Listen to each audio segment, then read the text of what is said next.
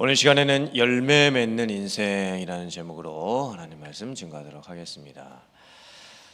오늘이 올해의 마지막 더 특별한 토요 새벽 예배입니다. 시간이 정말 빨리 지나간 것 같습니다.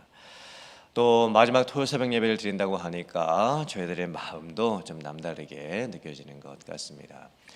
제가 토요 새벽 예배를 통해서 디도서 강해 설교를 드렸는데 오늘이 또 공교롭게도 디도서의 마지막 시간입니다. 오늘 디도서의 마지막 말씀이 오늘 마지막 토요 새벽 예배를 드리는 저희들에게 딱 맞는 말씀인 것 같습니다. 디도서는 바울 사도가 디도에게 보내는 편지이지요. 바울 사도가 지금 어디에 있냐면 로마 감옥에 갇혀 있다가 잠깐 풀려나서 마지막 선교 여행을 하고 있습니다. 이제 바울 사도는 마지막 선교 여행을 마치고 다시 로마로 돌아가게 되면 감옥에 다시 갇히게 되고 이제 곧 순교를 당하게 되는 그런 상황이 됩니다. 사실 바울 사도는 지금 잠깐 자유의 몸이 되었기 때문에 로마로 돌아가지 않아도 됩니다.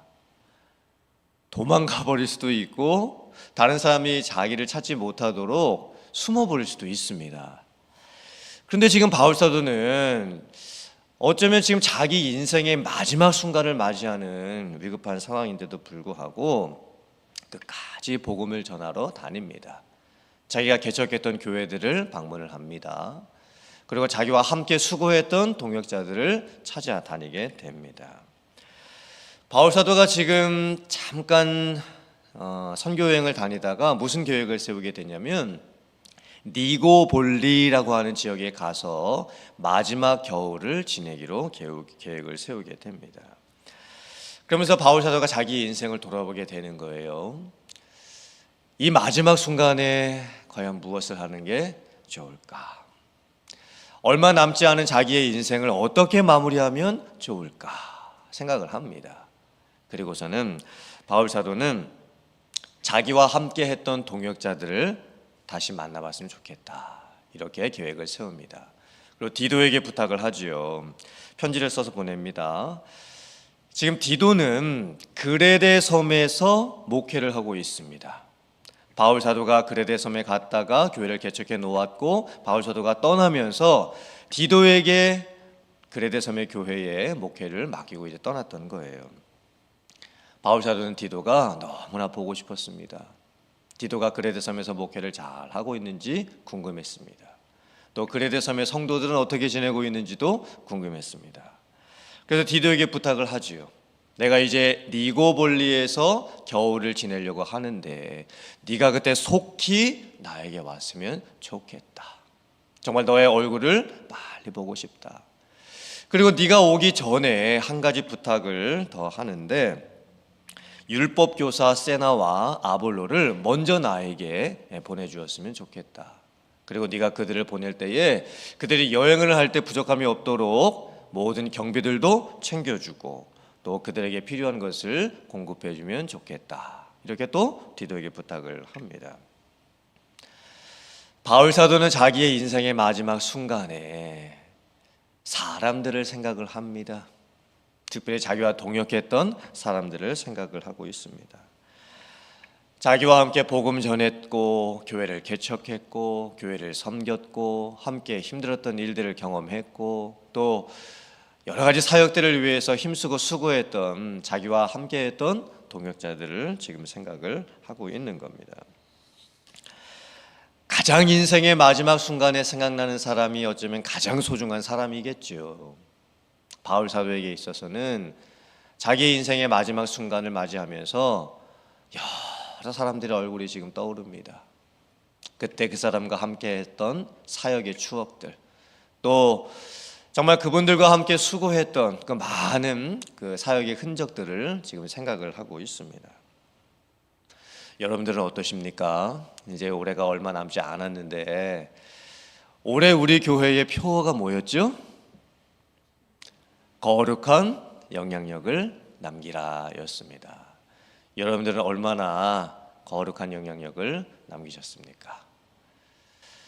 우리의 인생 가운데 제일 중요한 것은 사람을 남기는 것입니다. 결국 우리가 인생을 마무리할 때에 우리들 주변에 사람이 남겠지요. 내가 가지고 있었던 모든 것들은 다 지나가는 것입니다. 물질도 있다가 없는 것이고 또 세상의 명예와 성공도 다 올라갔다가 내려가는 것입니다. 그리고 다 흩어지겠지요. 그런데 우리에게 남는 것이 있습니다. 그것은 바로 사람입니다.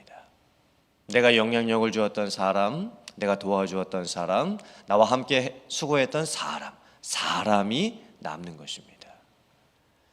여러분들은 과연 올 한 해 동안 거룩한 영향력을 남기면서 누구를 남기셨습니까? 누구에게 영향력을 주었고, 정말 이 시간 우리가 마지막 토요새벽 예배를 드리면서 여러분들은 누가 생각나십니까? 누가 보고 싶으십니까? 또 누구와 함께 했던 그런 추억이 있으십니까?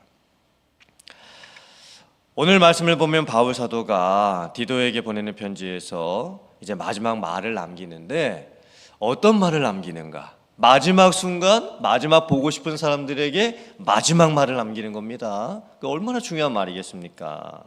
그 마지막 남기는 말씀은 열매 없는 자가 되지 말고 열매 맺는 인생이 되고 그 열매 맺는 인생을 위해서 필요한 것을 준비하는 인생이 되라는 그런 마지막 말씀을 남깁니다. 나무의 존재는 자라는 것이죠. 나무가 자라지 않으면 아무 소용이 없습니다. 특별히 과일나무는 자라서 열매를 남길 수 있어야 됩니다. 나무는 때가 되면 꽃이 피어야 하고 또 잎이 생겨야 하고 또 열매가 맺어져야 합니다. 나무의 존재 의미는 열매에 있습니다. 열매 맺지 못하는 나무는 아무 소용이 없습니다. 제가 화면을 하나 보여드리겠습니다. 전북 고창군에 가면 희성농장이라고 있는데 그 농장에 참으로 신기한 포도나무들이 있습니다. 저 화면에 보여지는 저 포도나무는 포도나무 한 그루입니다. 잘 보세요. 지금 포도나무 한 그루에서 가지들이 엄청나게 지금 많이 뻗어나갔고 엄청나게 많은 포도송이들이 달려 있습니다. 보통 일반적인 포도나무가 포도나무 한 그루에서 50에서 100송이 정도의 포도송이가 달립니다. 그런데 저 나무는 2005년도에 심은 포도나무고 그리고 저 사진을 찍었을 때 당시가 13년생 되었던 포도나무였습니다. 그런데 포도송이가 몇 송이가 열렸냐면 저 세어보실 수 있으시겠어요? 4,000송이. 포도 한 그루에서 4,000송이의 포도가 열렸습니다.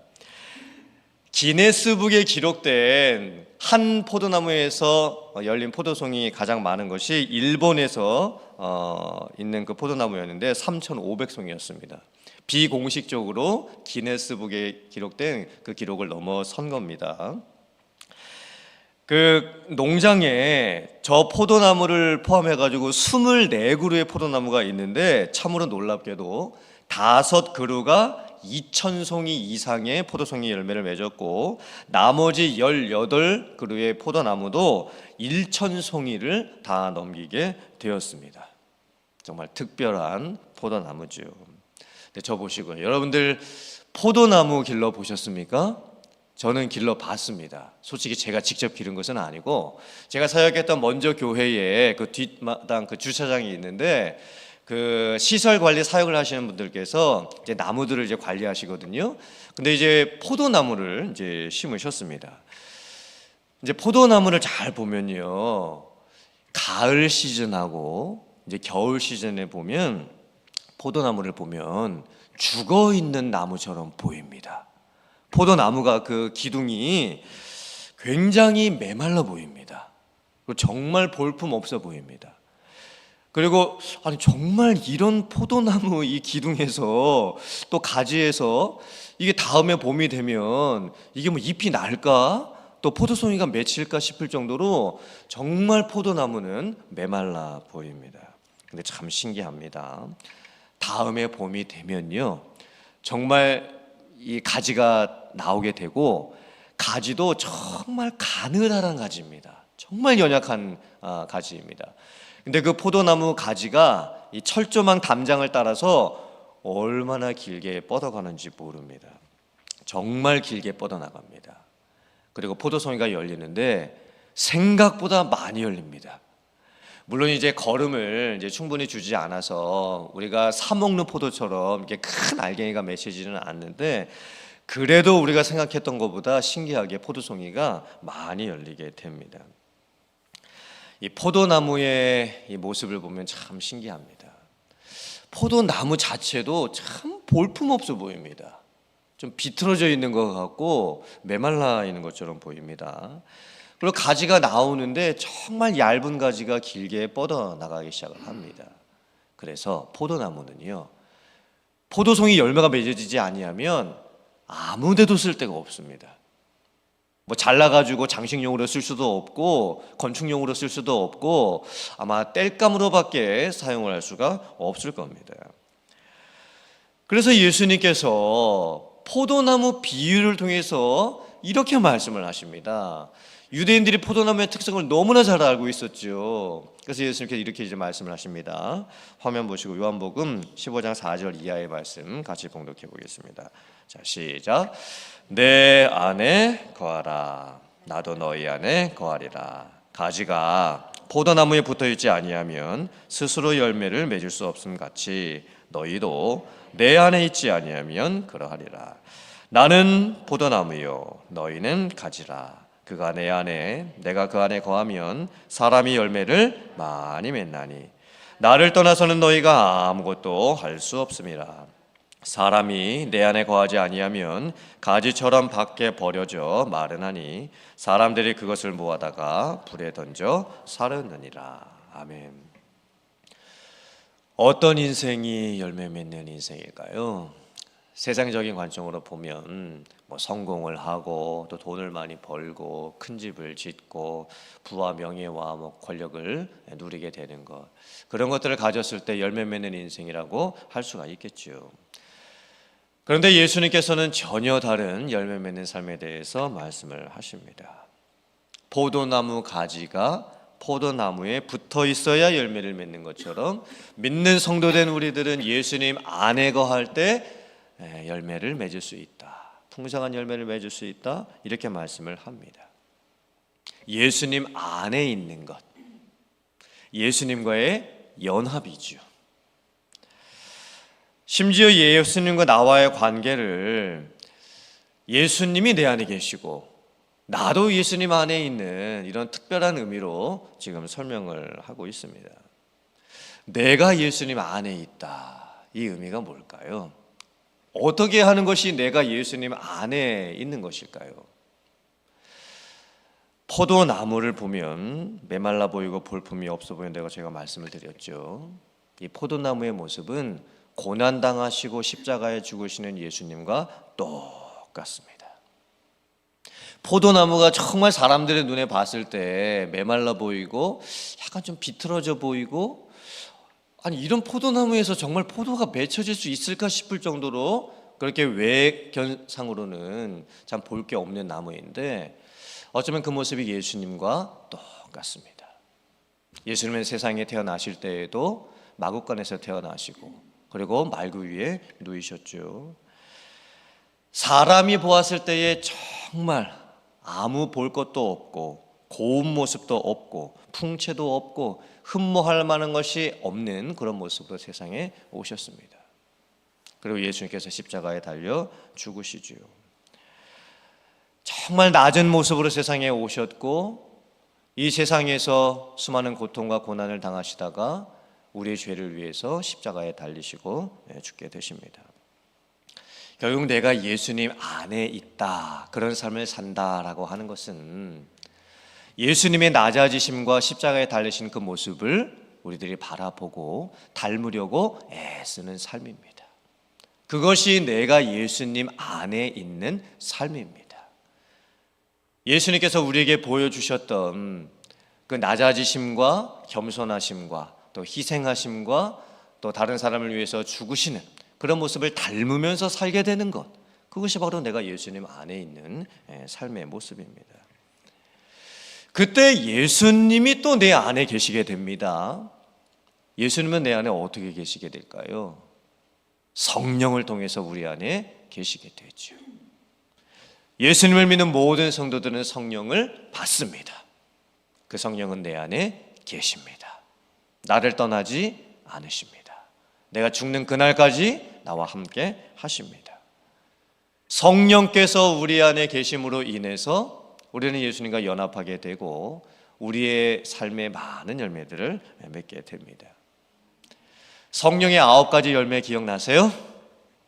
사랑과 희락과 화평과 오래 참음과 자비와 양선과 충성과 온유와 절제, 9가지 열매입니다.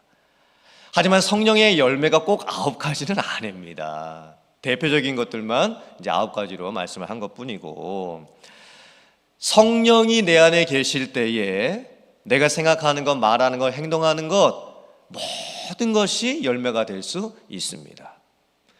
포도나무 한 그루에서 포도송이 몇 개 맺어진다고요? 50개에서 100개. 그리고 많이 맺으면 몇천 송이까지도 맺을 수 있습니다. 그런데 놀랍게도 성령이 우리 안에 계시면 훨씬 더 많은 열매를 우리들이 맺을 수가 있습니다. 몇백 개가 아닙니다. 몇천 개가 아닙니다.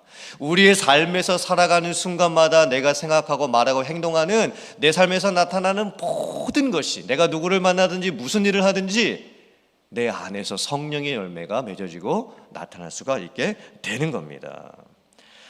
이런 인생을 살게 되는 것이 정말 열매 맺는 인생이 아니겠습니까? 바울 사도는 이제 디도서를 마치면서 디도에게 축복과 격려를 해줍니다.